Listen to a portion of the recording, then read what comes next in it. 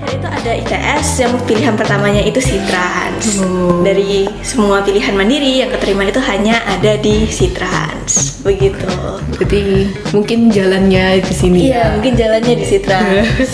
Oke, jadi Petrolida ini ada kepanjangannya sendiri. Petrolida itu kepanjangannya dari Petroleum Integrated Days yang diadakan oleh SPE ITS SC.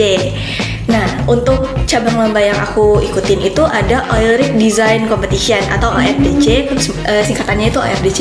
Oh iya. Nah, jadi untuk di ORDC ini kami membuat oil rig, tapi sebelum tahap membuat oil rig kami harus membuat proposal terlebih dahulu. Maket yang sudah kita bawa itu akan diberikan beban.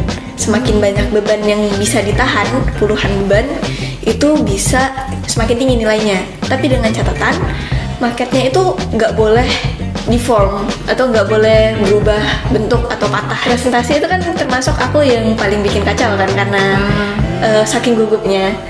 Sampai-sampai jurinya itu kayak misalnya ini ada papan dada nih, langsung kayak gini, kayak nutupin mukanya supaya aku nggak gugup gitu maksudnya. Jadi sampai setelah selesai presentasi semua, tapi ngomong yang saya ke pinggir dulu itu pakai bahasa Indonesia.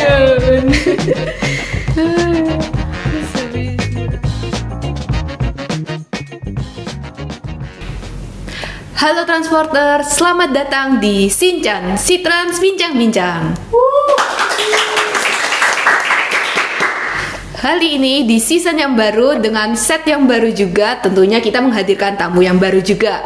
Kali ini aku bersama teman aku yang baru saja memenangkan Oil Rig Design Competition di Petrolida 2025 kemarin. Nah, sebelumnya tak kenal maka tak sayang ya. Kenalin dulu, aku Nadia sebagai host Sinchan di episode hari ini. Langsung saja kita berkenalan dengan tamu hari ini ya. Halo Salwa, gimana kabarnya? Halo, baik banget dong hari ini. Seneng banget ya datang ke sini. Seneng banget dong.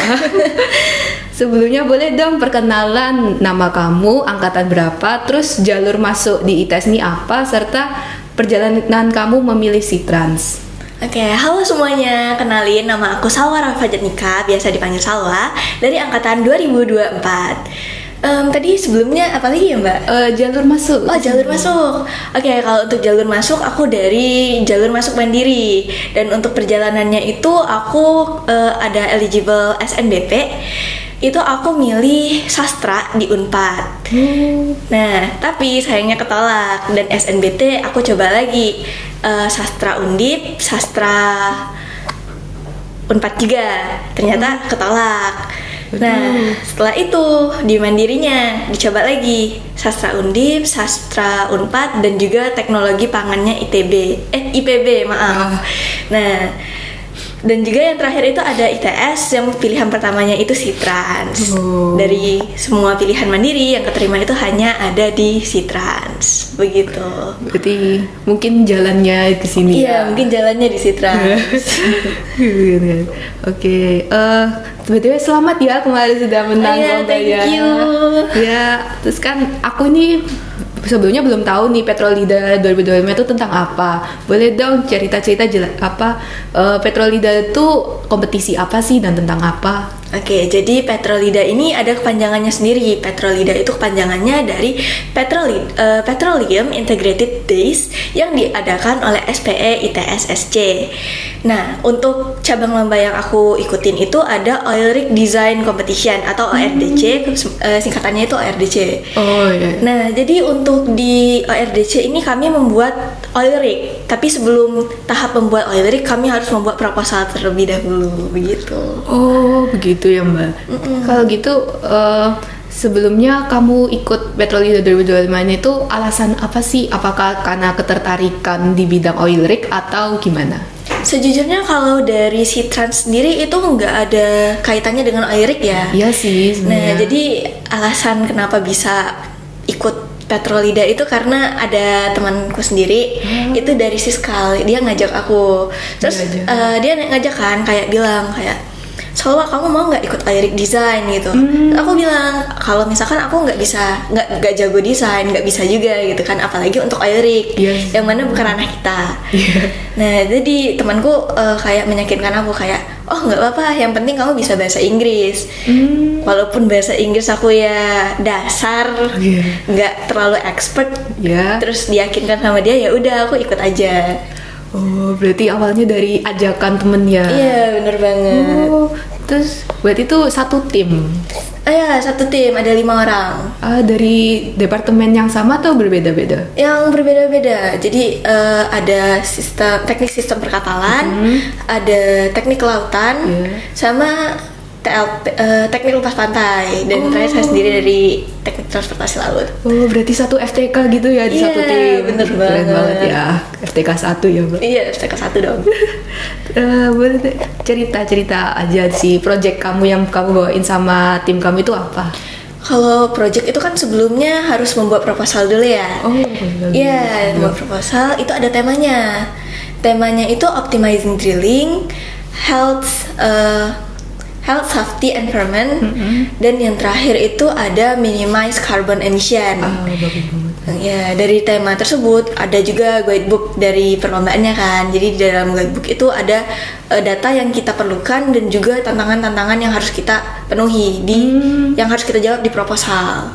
Oh, jadi proposal itu kayak udah menjawab yang soal-soal di guidebooknya itu. Iya, bener banget. Projectnya tuh lyric design dan apa namanya kalau nggak saya lupa. Lyric design competition. Itu project kamu dan timmu. Jadi setelah proposal itu kan baru tahap eliminasi ya, kayak baru tahap pertama. Jadi ada tahap keduanya lagi, itu tahap final. Jadi tahap finalnya itu kami, kalau misalkan sudah lolos yang proposal, itu kami akan membuat semacam maket gitu dari gabus. Prototype. Iya, prototype liriknya. Namanya apa ya projectnya? Kalau nama projectnya nggak ada sih, tapi kalau untuk nama tim kami itu Maverick. Oh iya, Maverick ada singkatannya atau? Nggak ada sih. Iya, terus kita mau tahu nih apa persiapan yang kamu sama tim lakukan? Apa ada kendala selama persiapan itu? Mungkin dimulai dari persiapan proposal ya. Jadi di proposal itu kan ada beberapa subbab-subbabnya, dan tentunya itu dibagi-bagi. Jadi kayak 5 orang itu dibagi tugasnya ngapain aja. Ada yang mendesain proposalnya, ada yang mencari drilling sistemnya, membuat drilling sistemnya, mencari HSE-nya. Jadi dimasuk-masukkan. Ada juga yang mendesain liriknya juga. Oh, terbagi banget ya berarti. Tapi kalau untuk aku sendiri itu dapat bagian formatting. Oh, ya jadi ngerapiin teks-teksnya gitu. Ya. Terus kemudian ada juga yang pas waktu setelah proposal itu kan ada yang pembuatan maket. Jadi untuk persiapan pembuatan maket itu kami beli bahan-bahannya, dan juga bahannya banyak tuh yang harus dibeli, harus dipotong-potong juga lagi. Iya, pastinya. Dan kendalanya itu ada di pembuatan maketnya. Kenapa? Karena pembuatan maketnya itu kayak ada ketentuannya gitu loh, kayak harus berapa senti. Kalau misalkan kurang atau lebih itu minus poinnya. Waduh. Jadi kalau misalkan minus, dan kebetulan percobaan pertama kami itu gabusnya tuh terlalu kecil, agak kurang. Jadi daripada kurang, ya udah kami beli gabus baru, potong baru lagi. Berarti buat dari awal lagi. Iya. Aduh, itu persiapannya berapa lama sih? Berapa bulan? Persiapannya mungkin sebulanan ya. Sebulanan buat formatting, buat nyusun proposal, terus bikin marketnya juga sebulanan. Dia bisa proposalnya kira-kira sebulan, dan untuk marketnya itu sebulan juga. Ya total mungkin 2 bulan sih. Keren sih, keren. Persiapannya aja udah sekeren ini, apalagi pas perlombaannya nggak sih? Ya. Terus, nah kita lanjut ke pas perlombaannya ya. Aku mau tahu banget nih, selama perlombaannya berlangsung, suasananya gimana? Apa ada kayak pressure yang terasa atau gimana? Sejujurnya kalau untuk pressure di awal itu nggak terlalu terasa. Soalnya perlombaannya ini ada 2 tes. Yang pertama itu ada modal tes, yang kedua ada presentasi. Jadi kalau misalkan model tes itu dilakukan di BRIN yang di ITS ini. Oh, yang di sini ya. Dan kalau presentasi itu di BG Munaf. Oh. Nah, jadi kalau misalkan yang model tes itu kami membawa market kami ke BRIN, akan dilakukan uji coba load test, buoyancy test, sama ada motion test. Motion. Ya, jadi pada saat load test itu market yang sudah kita bawa itu akan diberikan beban. Semakin banyak beban yang bisa ditahan, puluhan beban, itu bisa semakin tinggi nilainya. Tapi dengan catatan, marketnya itu nggak boleh deform atau nggak boleh berubah bentuk atau patah gitu. Oh, jadi tetap ini konsepnya kayak lombanya teknik sipil yang buat jembatan lalu diberi beban itu. Iya, benar banget. Oh, terus nggak boleh patah. Iya, kalau patah langsung didiskualifikasi. Aduh. Kemudian ada buoyancy test. Untuk di buoyancy testnya itu kami masuk ke kolam yang ada di BRIN. Jadi marketnya itu kami taruh di atas kolam dan akan ditaruh beban lagi di atas marketnya.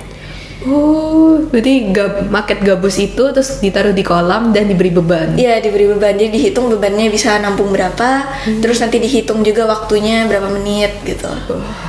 Keren banget sih. Itu ada berapa tim yang saat di BRIN?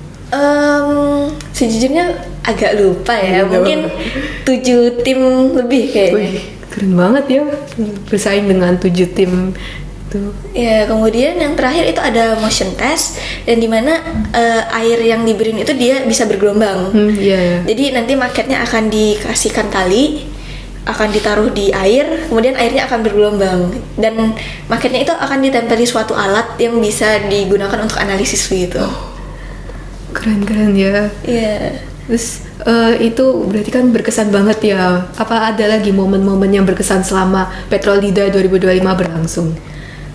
Yang berkesan mungkin waktu presentasi ya. Kenapa Jadi kan dari model test ke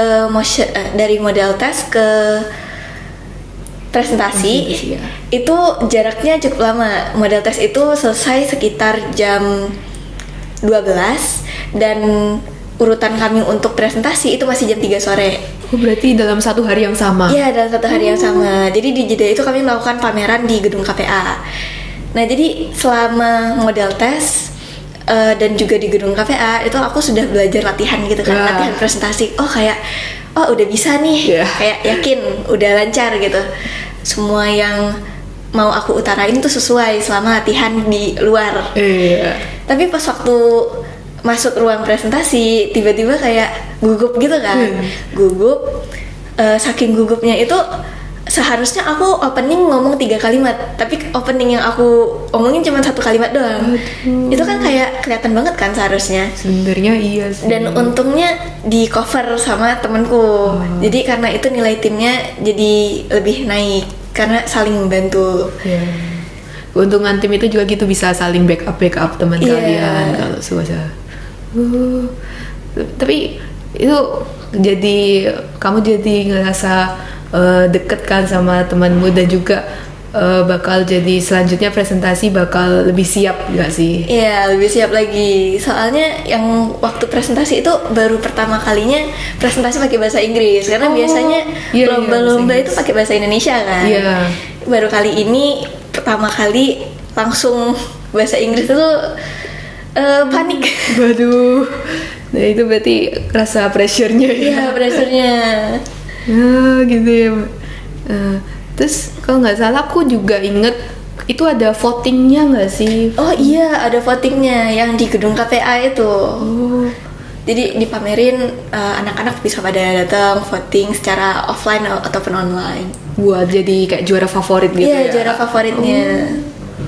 Tuh. Terus kan sudah nih kan perlombaan tadi ya. Terus selanjutnya langsung gala dinner nggak sih kalau nggak salah, atau gimana? Selanjutnya itu pas waktu pengumuman, iya gala dinner. Langsung gala dinner ya? Itu kayak ada setelah beberapa hari gitu, baru ada seminggu kalau nggak salah. Pengumumannya saat dinner itu? Iya. Terus bagaimana suasananya saat pengumuman pemenang dan tahu kalau wah tim aku ternyata menang juara 1 nih. Gimana perasaannya saat itu? Sebenarnya nggak expect sih ya, soalnya waktu presentasi itu kan termasuk aku yang paling bikin kacau kan, karena saking gugupnya. Sampai-sampai jurinya itu kayak misalnya ini ada papan dada nih, langsung kayak gini, kayak kayak nutupin mukanya supaya aku nggak gugup gitu maksudnya. Jadi sampai setelah selesai presentasi semua, jurinya tuh sampai ada bilang kayak, aku pindah dulu deh ke depan sana biar mbaknya nggak gugup lagi gitu. Jadi itu salah satu pengalaman berkesan sih. Terus kamu pas tahu berarti itu malu sih sebenarnya. Itu malu. Ada ketemu jurinya lagi nggak di situ? Setelah perlombaan itu untungnya enggak. Tapi itu jurinya emang dari luar atau dari dosen ITS sih? Dari luar. Orang Indo tapi. Iya, masih orang Indo. tapi tetap bahasa Inggris. Iya. Tapi ngomong yang saya ke pinggir dulu itu pakai bahasa Indonesia. Terus habis memenangkan ini tuh kira-kira apa output yang kamu rasain setelah mengikuti Petrolida 2025? Outputnya lebih ke insight baru sih. Soalnya kan untuk di Sitrans sendiri kita nggak belajar tentang oil rig ya. Jadi aku kayak tahu beberapa hal tentang oil rig gitu, walaupun nggak banyak tapi sedikit.